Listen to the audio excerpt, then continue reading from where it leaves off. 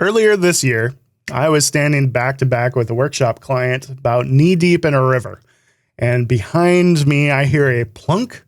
And I look back behind me, and the guy is reaching down almost shoulder deep into this river, and he pulls out a Canon R5 and a 15-35 L lens. Quickly pulls the battery out, dries it off, puts it in his camera bag, and hopes. And that camera worked perfectly for the rest of the workshop and is still working perfectly today.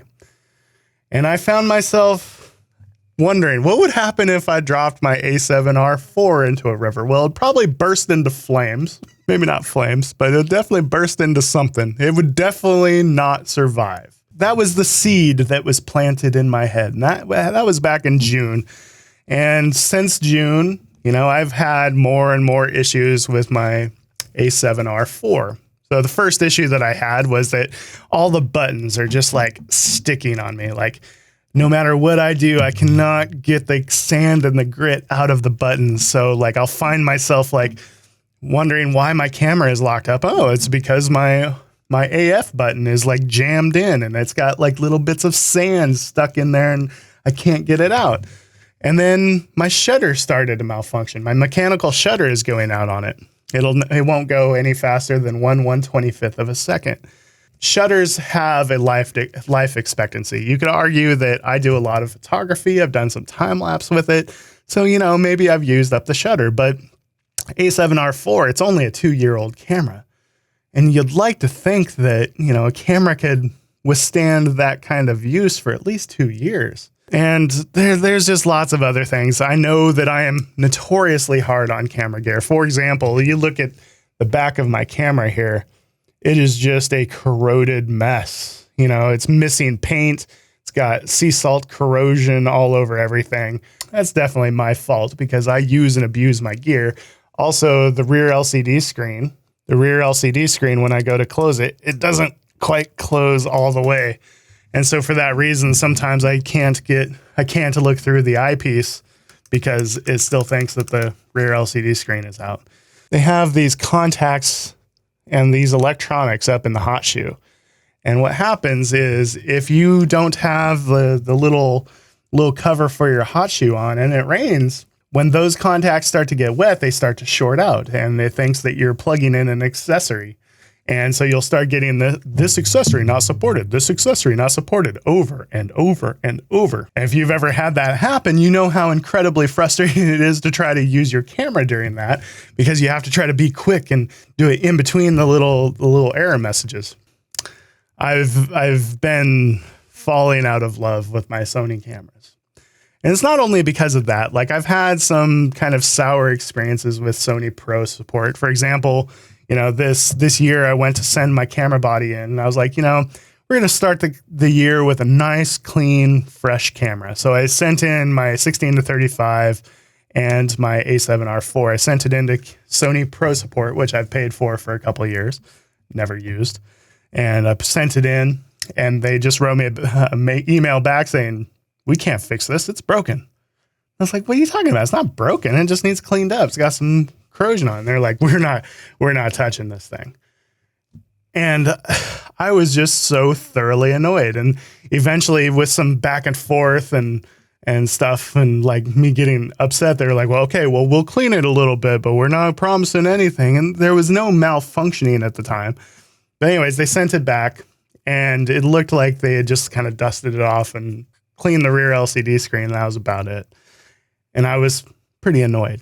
And then I canceled my Sony Pro support and it left me feeling like, why have I been paying for this if it doesn't really benefit me in any way when the first time I send something in to be cleaned, they don't even clean it. Another thing that really annoyed me was if you look at my front area here, this is my 16-35 and normally there's like a ring here that says 16-35 f2.8. Well, this actually fell off. And this was while I was at a Sony Kando event. This was a couple years ago. And I took the little ring in and took my lens in. And I was like, can you just put this back on? It looks like it just clips on or something like that. Maybe it was just glued on. And they were like, yeah, we can, but that'll be $350. to put this little plastic ring back on my lens, and just little things like that have left me just feeling like just a sour taste in my mouth.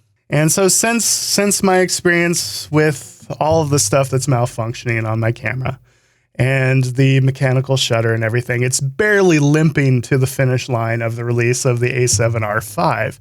And so I'm in this position where my camera is completely used up, have to replace it, like it barely functions at all anymore. Am I going to spend $4,000 on another Sony body that is likely going to have the same issues? Because all of the updates are pretty much the autofocus system, plus it has that really cool articulating rear LCD screen. That's about it. And none of the issues with, like, you know, the quality of the buttons or the weather sealing, you know, they can say that the weather sealing has been improved, but I've not seen any, like, you know, documentations laying out like these are all the things that we did to improve the weather sealing. I feel like Sony cameras are designed for people that take really good care of their gear, portrait photographers, street photographers, but they're not designed for people that shoot seascapes or like on sand dunes with blowing sand. There's so many situations that we're in as landscape photographers where you're shooting in really filthy, dirty environments. And I just don't feel like my Sonys are up to the task. When I first switched to Sony, it was because of the sensors. Sony sensors have always notoriously been excellent, and they're still excellent. You know, the Sony A7R4 sensor is high resolution, has tons of dynamic range. I really love that. But there's more to a camera than a spec sheet. So in comes this camera. This is a Canon R5. This is my Canon R5. I am not sponsored by Canon. I paid money for this just like everybody else. And the reason I got this is, well, first of all, that seed was planted back in June. And then I tested it for 2 weeks while leading my Oregon Coast workshops. And when I went to use it, first of all, like my biggest hesitancies about going back to Canon were like, oh, the lenses are just so huge and it's going to be big and heavy and I'm going to have to pack it around. And then once I started using it, I noticed that a lot of the lenses look bigger, but they're not heavier. The camera itself is not like a whole lot heavier. Like this is my A7R4 and the R5. And I feel like with these lens combinations, this is a 14 to 35 f4. This is actually a little lighter.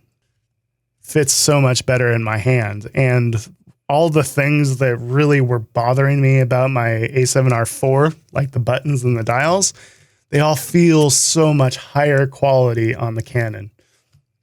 I feel like on the outside, Canon cameras just blow away the Sony cameras as far as the build quality and the ergonomics and the quality of the buttons and the dials, the quality of the rear LCD screen, a touch screen that actually functions properly, where when you're reviewing images, you can pinch and zoom and swipe. And when I go to focus stack an image, I can simply just go boop, boop, boop, boop. And every time I touch that rear LCD, I can set it up to where it moves the focus point there, focuses, trips the shutter. So when I go boop, boop, boop, boop, that was a focus stack.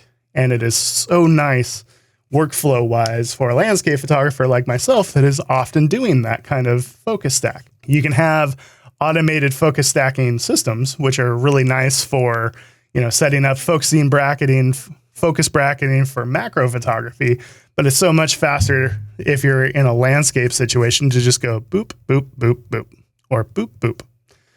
It is just so nice. And after using this for 2 weeks on the Oregon coast, I knew that this is where I wanted to go, because this is a camera that I feel like, and I don't know, but I feel like it's going to handle the amount of abuse that I give it, simply because the weather sealing is much better, as evidenced by my workshop client that dropped his completely underwater for like 2 seconds and it still works fine to this day.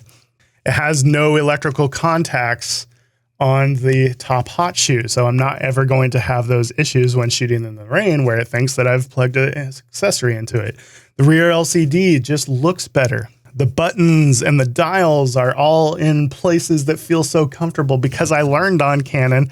It feels so much more familiar, and I know exactly where everything is, both in the menu and on the buttons when I'm working in the dark. You know, one of the things about Sony is that, you know, since I've been shooting Sony, they've changed the menu like 3 times, which means that even for me, when I'm shooting often and I'm helping other people with their Sony cameras, I still struggle to find stuff. And the only stuff that I don't struggle to find is the stuff that I've put in my menu area. So like that my menu on the Sony cameras are super important because you can put everything you need kind of there. In Canon, I don't really even need to do that because I know where stuff is going to be because the menu layout just makes way more sense, especially since I learned on it. I've been incredibly happy using the Canon gear, and that's why I went ahead and pulled the trigger and bought a full setup. So what I did buy is a R5. This is the 14 to 35 f4. What I really like about this is, first of all, it's 14 millimeters and accepts thread-on filters, so I can use my magnetic filters.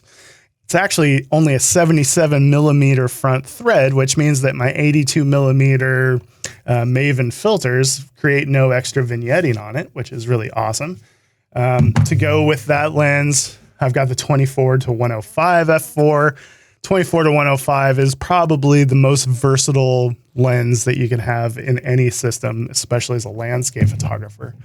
And then this guy, this is the 100 to 500. And this is obviously a much bigger lens. And when I first thought about going Canon and then kind of drug my feet on it, one of the biggest reasons was I felt like everything was going to be bigger and heavier.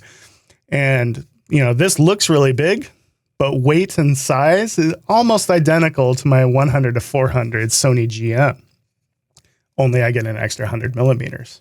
All these lenses are incredibly sharp, very happy with them. I like the control ring function. I usually set that up to change my focus point. It just feels kind of like going home in a way because everything is familiar. And that's the thing is, like, on a spec sheet, one camera can be so much better on a spec sheet, but then when you pick them up and use them, that's really where the biggest difference is, because a person is not going to be able to look at my images and tell what camera I took it on, because we're at a point where the image quality is pretty much excellent on all the cameras. The biggest differences are going to be autofocus system, which I've been very impressed with on the R5. Like when I go to photograph birds in flight, things like that, it actually picks out the head and sometimes picks out the eye. Really, really impressed with the autofocusing system. Not to mention, I can focus in incredibly dark situations with the Canon, in situations there's no way I could do it with my R4, my A7 R4. Ugh. And then like the outside stuff, the ergonomics, the weather sealing, all of which I feel are just miles better with the Canon. I enjoy shooting with this camera more, even if a person is not going to be able to tell the difference between the files. I feel like the Sony does still have an edge on obviously on resolution. It's got 18 more megapixels. So it's got an edge on the resolution and tiniest bit of an edge on the dynamic range. You can lift the shadows and they remain clean a little bit longer. But having said that, the Canon files are awesome. The Canon files give me all the dynamic range I really need. I've been able to expose for the highlights, lift the shadows, and be incredibly impressed and happy with the results. Miles better than the 5D4 was, which was my last Canon camera. So yeah, this is going to be my kit moving forward. I'm not trying to sell anybody on a camera system. The nice part of not being attached to any brands is that I can just kind of go with the brand that makes the most sense for me. And as someone that abuses their gear and is out in the elements, Canon makes way more sense to me. It's protecting my investment a bit more because it's going to not die before the next release. This camera is a total wash for me. I'm not going to be able to sell this camera for any amount of money. It's worth more to me than it will be to sell, unfortunately.